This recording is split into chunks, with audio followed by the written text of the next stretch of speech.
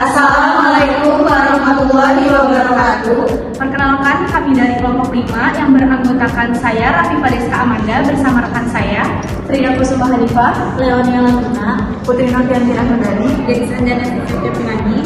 Pada kesempatan kali ini, kami ingin membahas materi mengenai laporan keuangan konsolidasi perubahan hak kepemilikan dalam perlakuan akuntansi untuk perubahan kepemilikan. Langsung saja ke materinya. Perlakuan akuntansi untuk pembelian saham perusahaan anak yang dilakukan beberapa kali. Perusahaan induk yang sudah memiliki kendali atas perusahaan lain dapat menambah kepemilikannya dengan membeli saham dari pemegang saham lain. Tindakan ini tidak hanya mengubah saldo investasi saham, tetapi juga mempengaruhi saldo laba ditahan di laporan keuangan perusahaan induk. Namun, besarnya perubahan yang harus diakui tergantung pada metode pencatatan investasi yang digunakan. Selanjutnya, contoh soal, sampai dengan 31 Desember 2011, PT Citra memiliki sebanyak 400 lembar saham PT Borneo dengan rincian sebagai berikut. Pada 1 Januari 2010, PT Citra membeli 375 lembar saham seharga Rp60.000 per lembar, dan pada 1 Juli 2011, membeli tambahan 25 lembar dengan harga Rp75.000 per lembar. Sementara itu, modal saham masing-masing perusahaan hingga tanggal 31 Desember 2011 terdiri dari 500 lembar saham dengan nilai nominal Rp50.000 per lembar. Berikut ini disajikan data terkait saldo laba ditahan, laba rugi usaha, serta dividen yang dibagikan sejak awal tahun 2010 hingga tahun 2011 dari kedua perusahaan tersebut. Pada kolom pertama yaitu perubahan-perubahan laba yang ditahan, diantaranya 1. Laba yang ditahan per 31 Desember 2009, PT Citra Rp15 juta dan PT Borneo Rp3.750.000. Yang kedua, laba usaha tahun 2010, PT Citra Rp3.750.000 dan PT Borneo Rp5 juta. Yang ketiga, laba usaha tahun 2010, pembagian dividen bulan Desember 2011, PT Citra Rp2.500.000 dan PT Borneo Rp1.250.000. Yang keempat, laba usaha tahun 2011, PT Citra Rp6.250.000 dan PT Borneo Rp5 juta.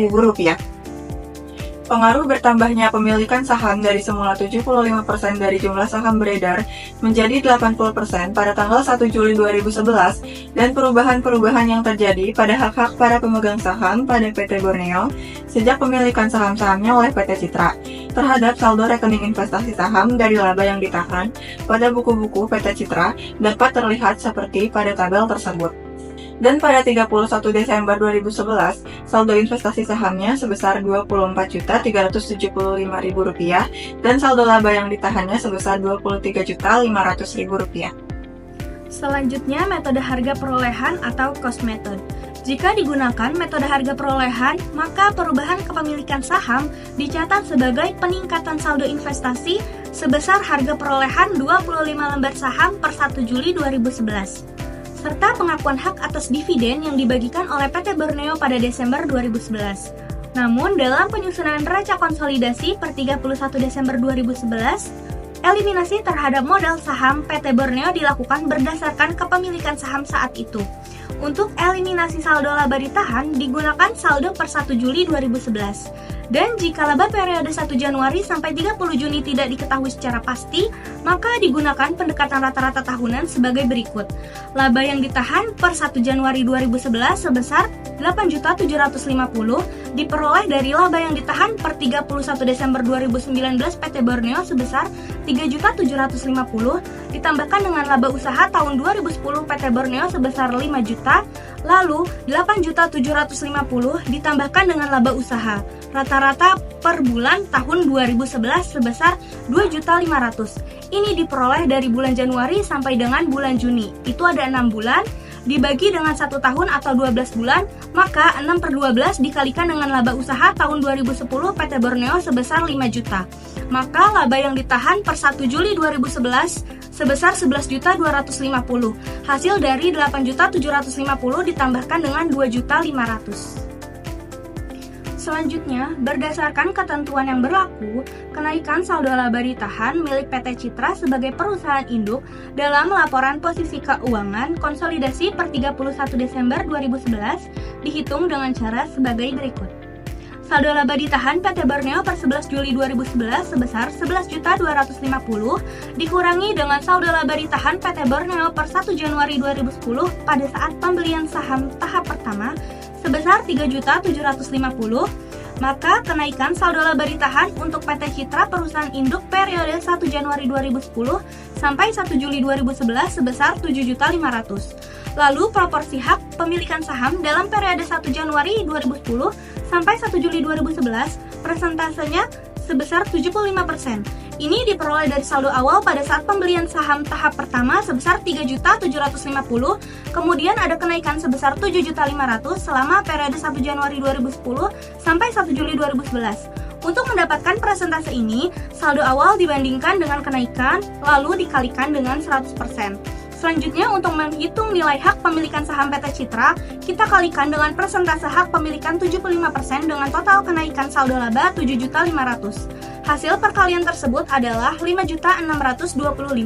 Ini adalah nilai hak pemilikan saham PT Citra dalam bentuk rupiah selama periode 1 Januari 2010 sampai 1 Juli 2011. Jadi, selama periode awal dari 1 Januari 2010 sampai 1 Juli 2011, PT Citra memiliki hak atas 75% dari kenaikan saldo laba PT Borneo yang nilainya adalah Rp5.625.000.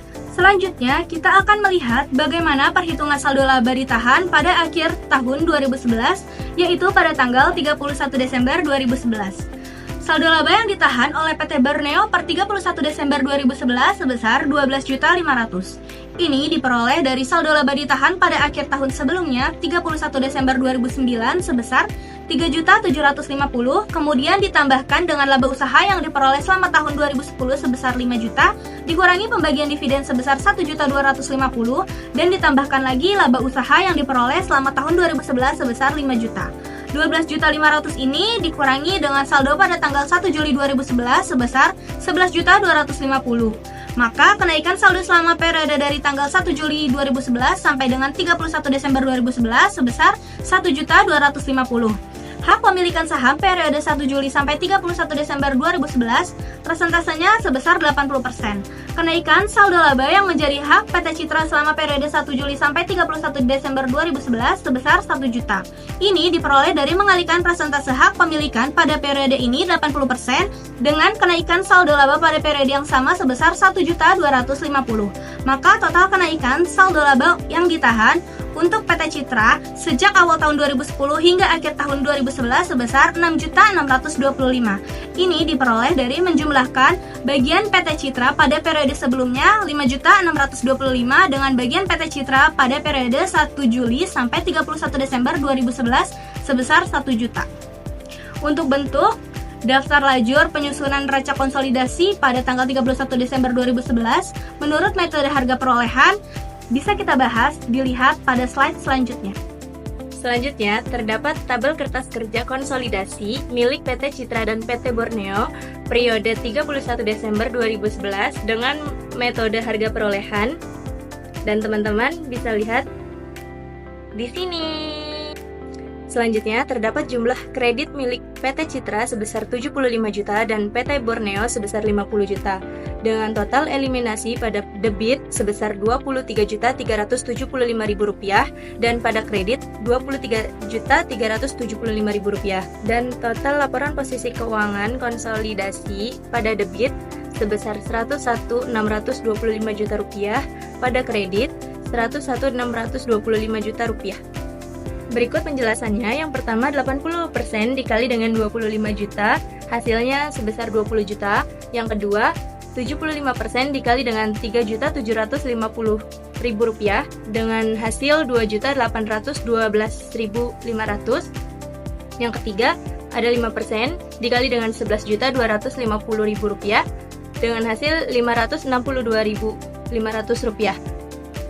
Yang keempat, investasi saham-saham PT Borneo yang diambil dari 24.375.000 rupiah dikurangin dengan 20 juta ribu rupiah dikurangin dengan 2.812.500 Rp812.500 dikurangin lagi dengan Rp562.500 dengan hasil Rp1.000.000.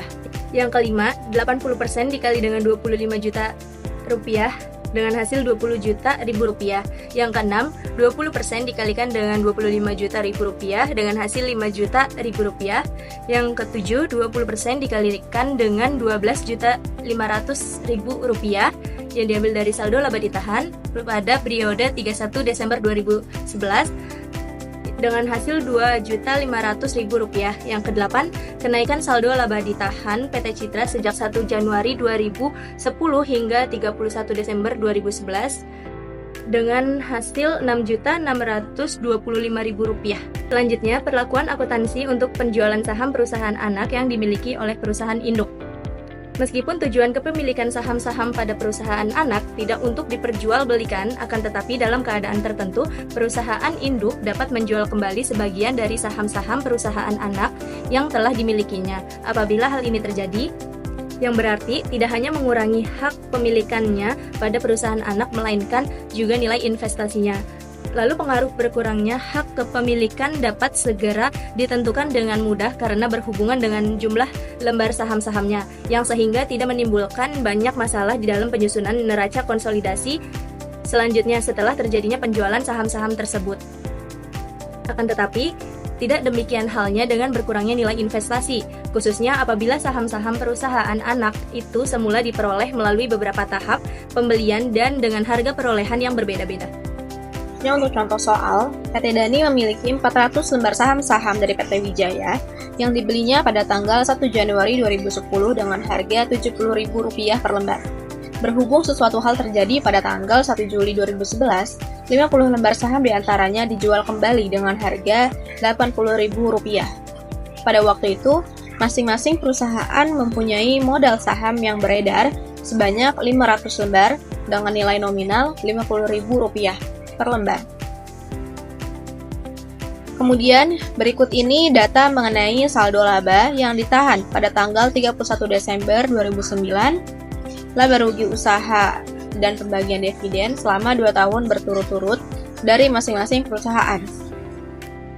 Adanya perubahan-perubahan tersebut yang terjadi pada saldo laba yang ditahan dan penjualan 50 lembar saham PT Wijaya oleh PT Dani pada tanggal 1 Juli 2011 tersebut akan mempengaruhi pada buku-buku PT Dani dan dapat dilihat pada slide selanjutnya.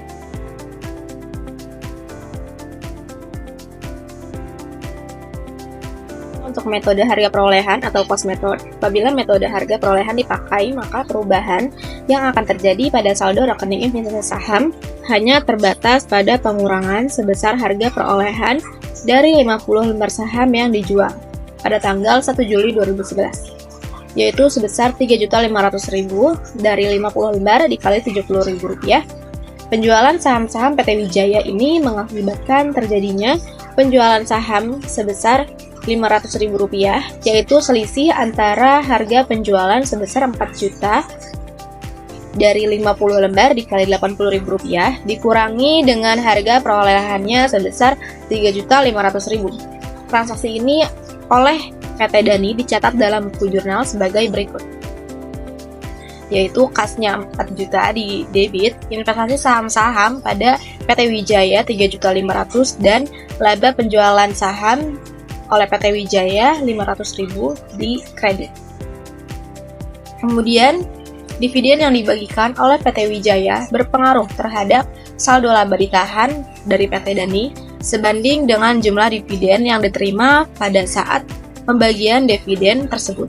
Dalam hal ini, jumlah sebesar 2 juta, yaitu 80% dikali Rp2.500.000 pada Desember 2010, dan Rp1.750.000, yaitu 70% dikali Rp2.500.000 pada Desember 2011 dicatat. Jika neraca konsolidasi disusun per 31 Desember 2011, maka eliminasi terhadap modal saham PT Wijaya didasarkan pada persentase kepemilikan saham dan tanggal neraca yaitu 70%. Sementara itu, eliminasi terhadap saldo laba ditahan dilakukan berdasarkan kepemilikan saham pada tanggal neraca serta nilai saldo saat saham tersebut diperoleh, yaitu 1 Januari 2010.